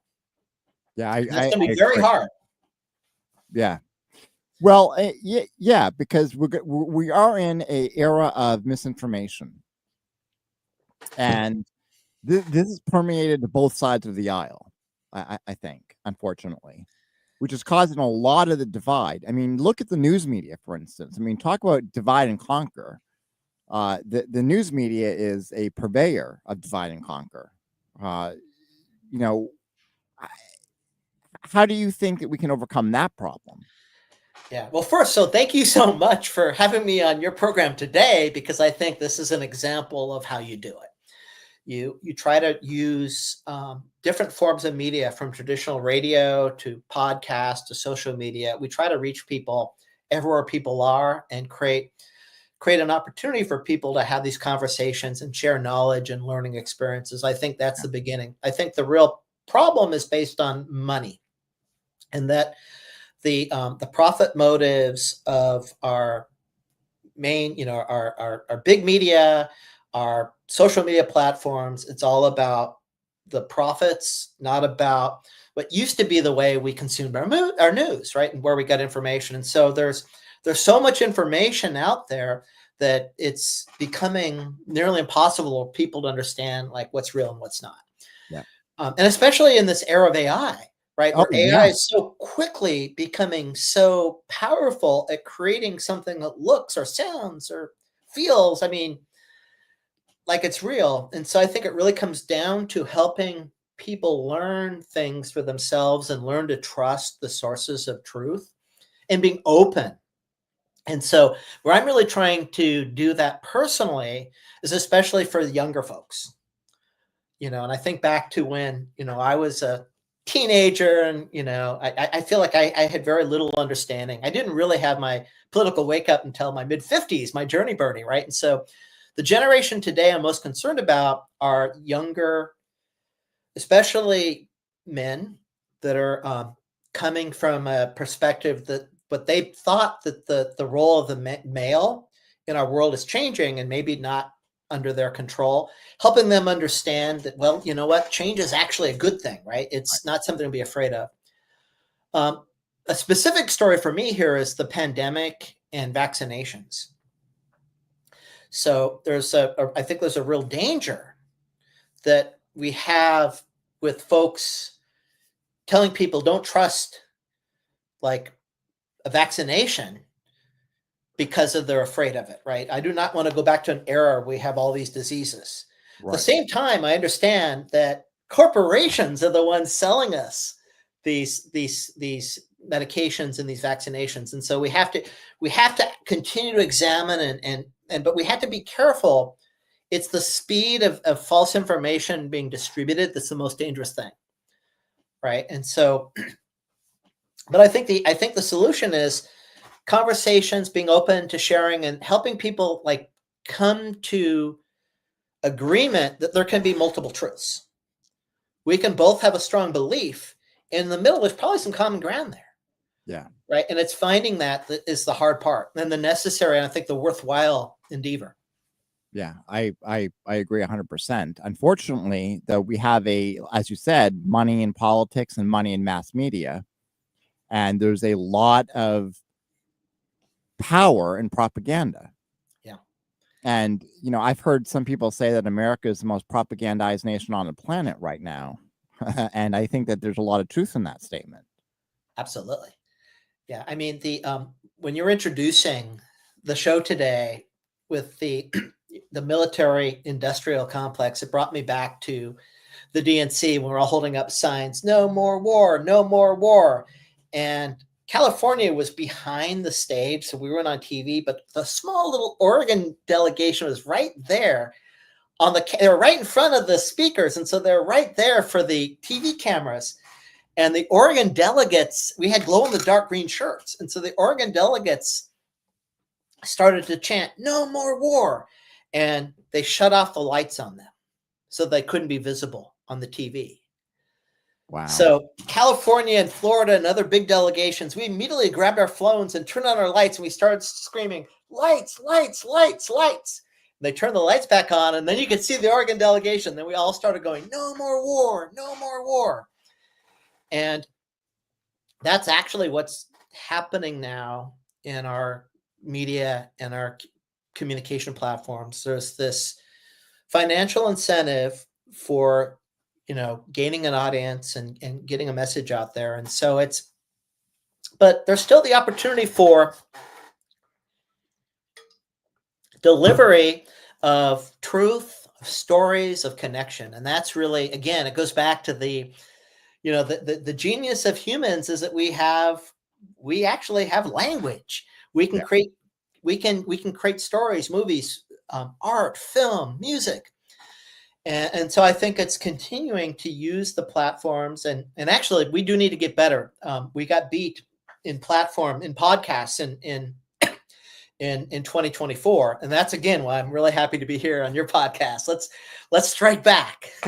Yeah, no, that's exactly what this podcast is about, is trying to strike back and trying to build bridges that cross over the political divide that we have in this country. Because I think it's, I've had a lot of conservatives on the show. I've had Trump supporters on the show. Yeah.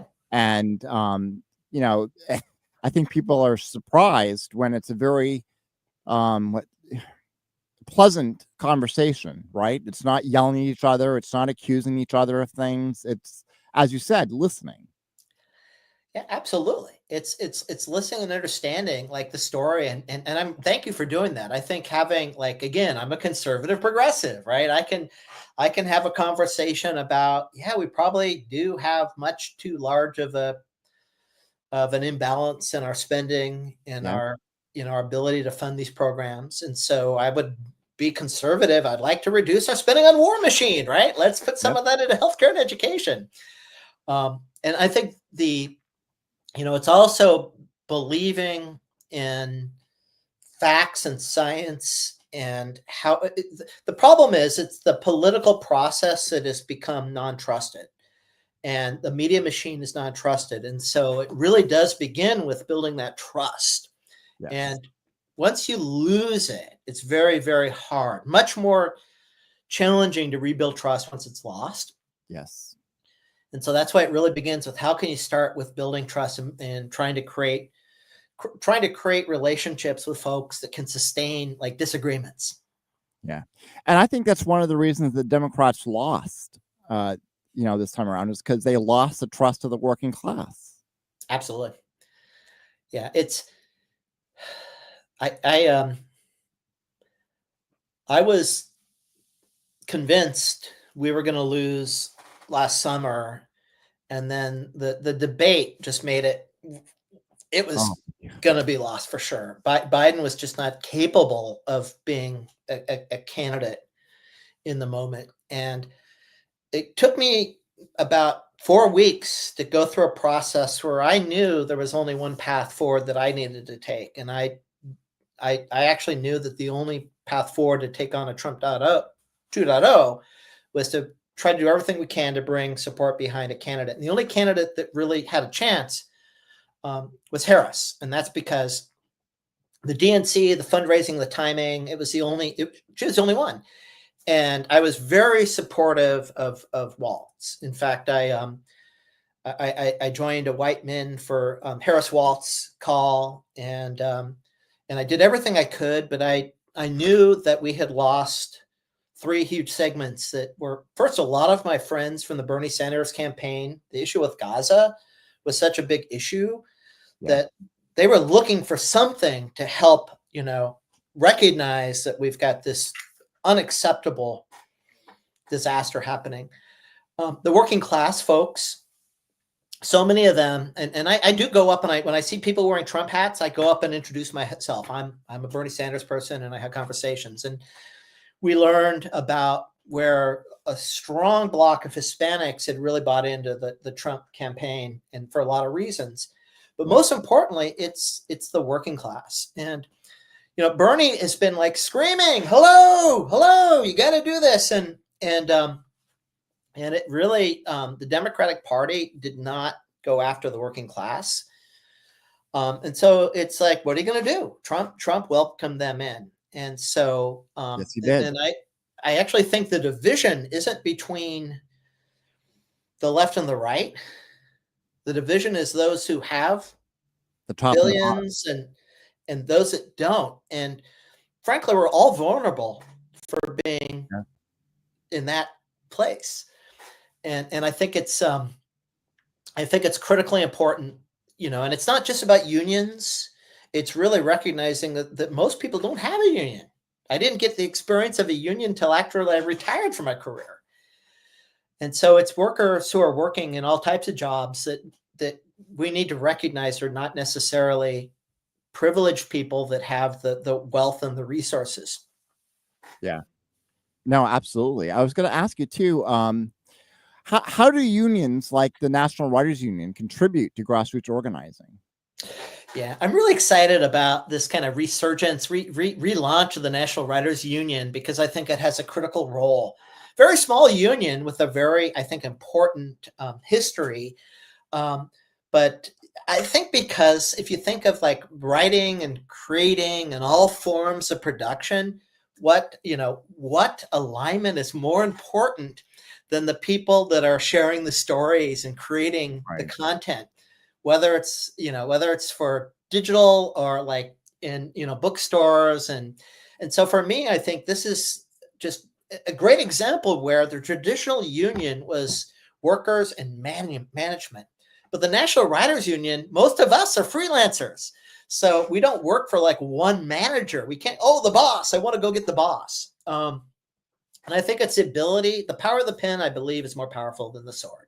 Yes. And that's why I'm creating and writing and trying to inspire people. My first experience with the union was actually, I was a manager in the Sierra Club. So I actually managed union staff.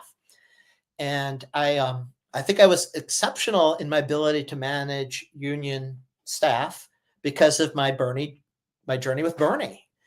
And so I just brought those skills in to listen and build trust and create spaces. And so I had a very strong support across the union, across the Sierra Club. And I think it's when good organizations, whether it's profit or nonprofit organizations, when they understand the value of the people doing the work, they're typically really successful. And that was the first part of my career, was that I worked in high tech startups that grew into big, organizations. And it was because the people doing the work were actually, we didn't feel there was a big separation between management and staff at that time. Well, that's changed. Oh, yeah. And so I think union power is critically important more than ever. I think National Writers Union, I'm super excited about it. We're trying to do as many local events with writers, creators, and coffee shops, bookstores, libraries, sharing our content, helping people understand the same.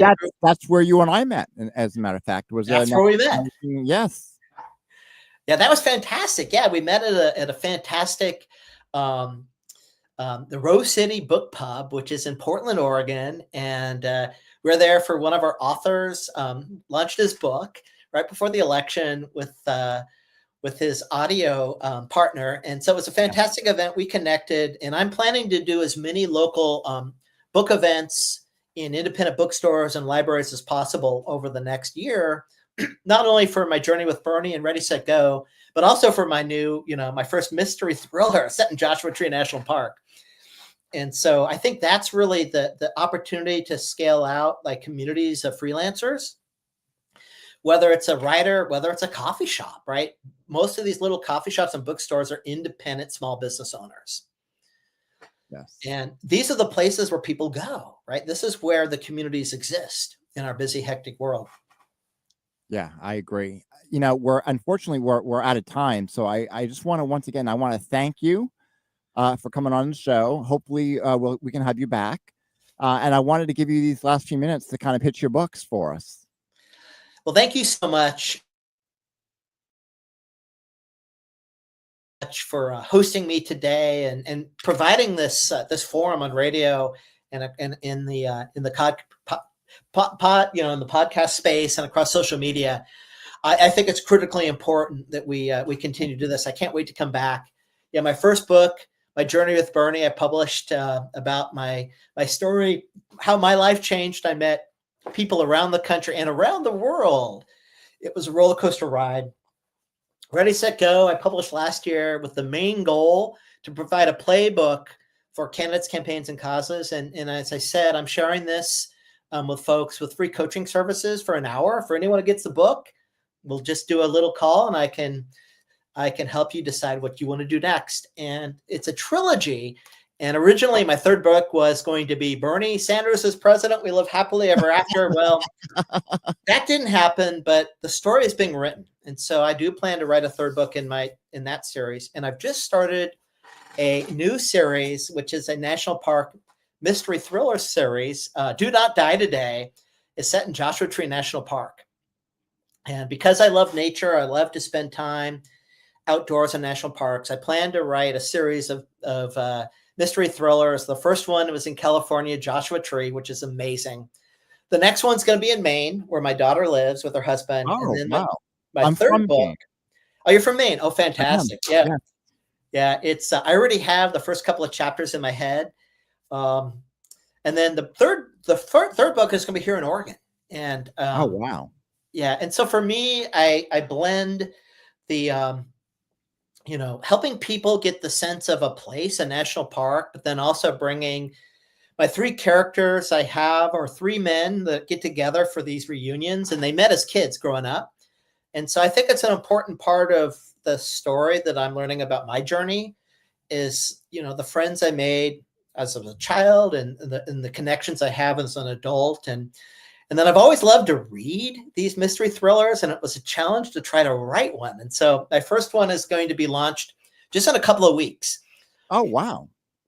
Yeah, a good friend of mine is an artist. She was our creative genius in Berkeley, and she's retired. She's now an artist in Taos, New Mexico, and she's a painter. And so I went down to see her in New Mexico this summer, and I said, would you paint a painting for my book and design the book cover? And so she's working on that now. And as soon as she has that going, I'll launch Do Not Die Today.